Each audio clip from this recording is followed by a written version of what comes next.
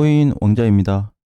자, 간밤에 시장이 하락이 되었는데 장중에는 굉장히 많이 빠졌습니다. 자, 지금 이제 국내 시장을 보게 되면 6.2%, 장중에는 한 7% 조금 넘게 빠졌거든요. 근데 이제 이거에 비해서 해외 거래소로 보게 되면은 해외 거래소도 7%가 밀려서 끝났는데 장중에는 10%가 넘게 빠졌습니다. 자, 그래서 오늘 이제 좀 봐야 될 부분이 중요해질 것 같습니다. 자, 긴축 우려로 코인이 급락되었습니다. 자, 이제 기사가 발표가 되었는데 미국에서 이제 얘기한 걸 보니까 추가적인 부분이 좀 나올 수 있는 부분도 있고 이제 그 금리 상승이나 아니면은 인플레이션에 대한 부분을 계속 강조를 하고 있어요. 며칠 전부터. 자, 그러면서 코인 시장도 타격 아닌 타격을 받아서 어제 이렇게 밀려서 크게 이탈이 되었습니다. 자, 이제 이렇게 빠지면서 중요한 게 비트코인 6% 빠졌는데 알트코인들 보게 되면 다 10%가 넘게 또는 장중에 이제 조금 살려놓은 애들은 많이 안 빠졌는데 그래도 대부분 장중에 다 10%씩은 기본적으로 밀렸다 이렇게 좀 볼 수가 있고요.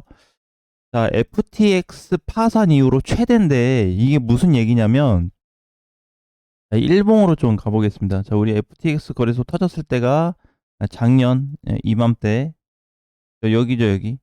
자, 여기에서 터졌던 부분을 좀 기억을 해야 됩니다. 왜냐면은 작년에 막바지 구간이었는데 지금은 시세가 올라가 주면서 여기에서 거래가 터지는 동시에 하락이 발생되고 있는데 자, 어느 정도 물량은 나왔습니다. 물론 과거 이때 FTX 거래소 파산 때처럼 대량의 물량은 아니고 그냥 어느 정도 물량이 나갔다 정도의 거래량이 좀 발생이 됐습니다. 자, 근데 이제 뭐가 좀 차이가 있냐면 우리가 여기서 이제 볼 수 있는 게 작년에 그 이 거래소 파산 때 발생했던 시점하고 현재 발생했던 시점하고 구간이 굉장히 유사해요. 물론 높낮이가 다르고 저때 당시의 코인의 어떤 상태라든지 상황이라든지 다른 부분이 있기는 한데 전반적으로 차트 시스템상 봤을 때는 흐름이 상당히 유사하다 보니까 지금 위치에서 오히려 급반등이 나와줄 가능성을 높게 좀 보는 게 좋겠다. 자, 그래서 이렇게 보시면 될 것 같아요. 그동안에 이제 주봉상 놓고 보니까 오랜 기간 동안 이제 박스를 좀 그려준 부분이 있는데 이 부분에 대한 조정이 조금 더 바닥까지 내려온 상태다라고 보시면 될 것 같고요. 아직 주봉상에서는 시간이 남아있기 때문에 다음 주 월요일까지 시간이 있기 때문에 설령 얘가 여기 이렇게 올라온다 그래서 바로 회복될 수 있는 구간은 아니라고 좀 보여집니다. 그래서 지금 중요한 거는 비트코인이 이 깨진 부분이 전체적인 흐름을 하방으로 만들어주기 위한 붕괴 현상인지 아닌지를 먼저 찾는 게 중요할 것 같아요. 그리고 이번 같은 경우에는 또 봐야 되는 게 어떻게 보면 이 위치 자체를 별개로 기회로 좀 봐야 될 것 같습니다. 기회. 저는 그렇게 좀 분석을 했는데 기회 위치가 아닐까 싶어요. 보통은 이제 이렇게 크게 밀릴 때 보게 되면은 어, 접근을 할 수가 없죠. 그죠? 근데 이때도 마찬가지. 거래소 파산됐을 때가 이번에 시장 좋아지기 전에 가장 최근에 급락됐던 거거든요. 예, 근데 이때에 비하면 지금 시장은 뭐 이때 정도는 아니기 때문에 훨씬 더 좋은 모양이 아닐까. 그래서 이때 터졌던 이후로 어떻게 보면은 다시 관심을 오히려 더 가져야 되는 시장에 관심을 더 가져야 되는 상황이지 다 떠나야 되는 그런 위치는 아니다라고 좀 보여집니다. 자, 마지막으로 비트코인 전체 붕괴인가에 대해서는 아직은 전체 붕괴로 보기에는 어렵습니다. 자, 그래서 해외 거래소 기준에서 놓고 봤을 때는 전체 붕괴 기준보다는 어, 예, 전체가 아니고 단순 흐름 이탈.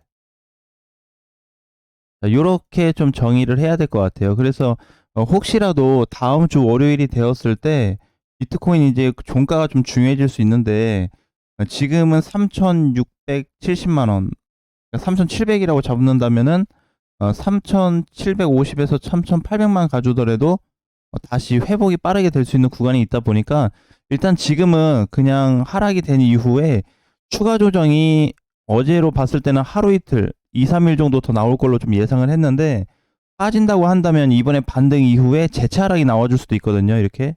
그러니까 이렇게 올라갔다가 이렇게 다시 제자리로 내려올 수 있습니다. 요 위치에 비슷하게. 자, 그래서 요런 부분이 있기 때문에 전체 붕괴는 아니고 지금 상단에 대한 부분으로 봤을 때는 다시 바닥자리. 그러니까 여기거든요. 일봉상에서 보게 되면 이렇게.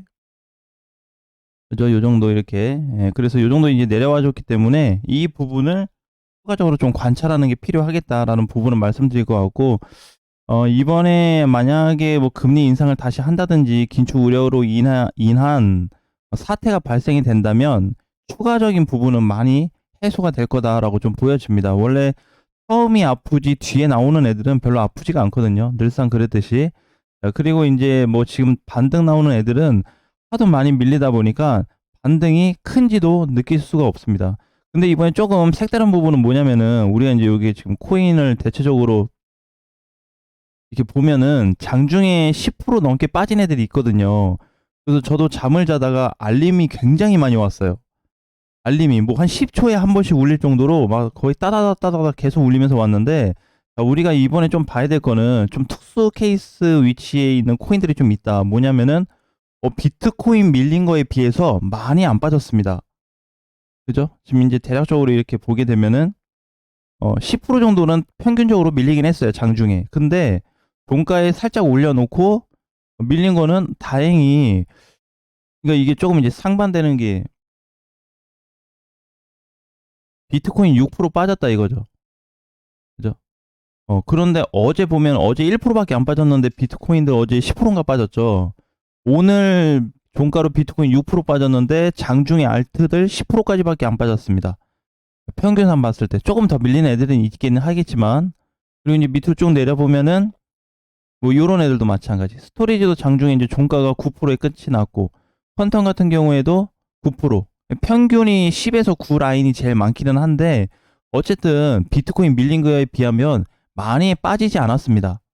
장중에 흔들린 건 나왔었는데, 그래서 이 부분은 다행이라고 좀 생각이 들어요. 물론 이제 메이저냐 알트냐에 따라서 조금 더 밀렸냐 안 밀렸냐 그 차이가 있기는 한데, 어, 크게 그런 부분이 없어요. 아르고 같은 경우도 사실 굉장히 가벼운 잡주 알트코인임에도 불구하고 오히려 전날이 더 많이 빠졌어요.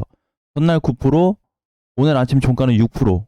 장중에는 이제 거의 10% 찍었지만, 그래서 이제 보면은 상당히 방어를 잘 해줬다라고 좀 보여지고 있고, 이번에 오름세가 좀 나온 애들은 추가 이탈이 나왔지만 그렇지 않은 애들은 오히려 잘 좀 끝이 났다라고 보여집니다. 자, 그래서 오히려 뭔가 다 망가지고 내려간 부분보다는 비트코인이 이슈로 인한 약간의 흔들림 장세가 나왔다는 거. 근데 항상 그러지만 이 시장이 아주 고점에서 밀릴 때는, 그러니까 이제 최고점에서 하락시 위험한 구조가 많이 발생됩니다. 계속 발생돼요. 빠져서 어느 정도 폭락이 될 때까지 계속 발생이 되는데, 지금은 밀린다면 만약에 추가로 하락시 기회로 좀 보자. 요렇게 좀 보셨으면 좋겠어요. 그러니까 단순히 어제 밀린 거 딱 하나 가지고 밀렸다, 하락이다, 10% 빠졌다, 또 손실이다, 이렇게 그냥 계산해버리면은 너무 너무 짧아요. 뭔가 대응하기에. 그리고 뭔가 이렇게 공략적인 것도 별로 생각하고 싶지 않아. 그런데 그렇게 보기보다는 지금 하락으로 인해서 후에 추가 시세가 나와준다면 오히려 이거를 조금만 더 관심 있게 봐야 되는 거 아닌가 하는 말씀을 좀 드리고 싶습니다. 그리고 이번에 혹시라도 조금 부담스러운 부분이 있다고 한다면, 우리 저번에 얘기했던 거 비트코인 이제 그 가격 회복 부분에 대해서 우리 어제도 이제 실방 때 좀 언급을 했는데, 그죠? 아직 8월이 끝나지 않았거든요. 그죠? 8월이 끝나지 않았는데 월봉상 보게 되니까 이렇게 봤을 때 지금 현재로서는 이탈 범위가 좀 나와주고 있어요. 일단 위에 거는 약간 무너진 부분이 있고 밑에까지는 아직 좀 지켜주고는 있기는 한데, 이 부분마저 만약에 위협이 된다면은 시장에 약간의 변동 사항이 올 수는 있겠지만 그 변동 사항의 거의 끝이라고 보시면 돼요. 그 라인이 위치상 보게 됐을 때. 그래서 이거를 이제 도미넌스 시장하고 비교해서 놓고 보더라도 유사하게 발생이 되고 있다 보니까 너무 걱정하지 말자. 그러니까 약간 이거 흐름을 뭘로 좀 이해하면 좋냐면 우리 작년에 왜 이렇게 밀리다가 더 빠졌잖아요. 그죠? 간다고 한 거는 여기서부터 외쳤는데 이게 더 빠진 다음에 이렇게 시장이 갔잖아요. 이번에도 마찬가지 개념으로 보시면 될 것 같아요. 자, 여기에서 이제 더 좋아진다고 하는데 한 번 더 밀린다.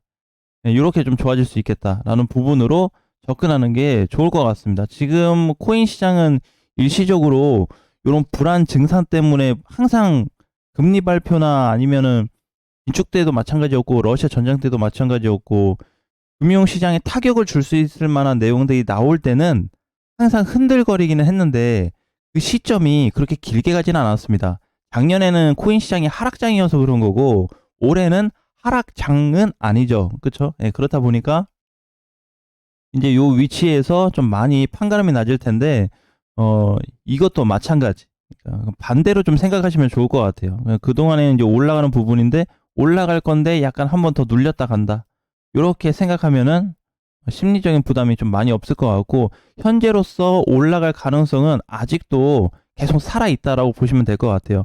물론 이거에 따라서 추가 조정이 된다고 한다면은 그 부분에 대해서는 다음 시간에 어느 정도까지 정말 많이 밀려준다면 얼마까지 내려올 수 있을지 대략적으로 한번 계산해보는 그런 시간도 한번 가져보도록 하겠습니다. 자, 오늘 장도 화이팅 하시고요. 다음 시간에 뵙겠습니다.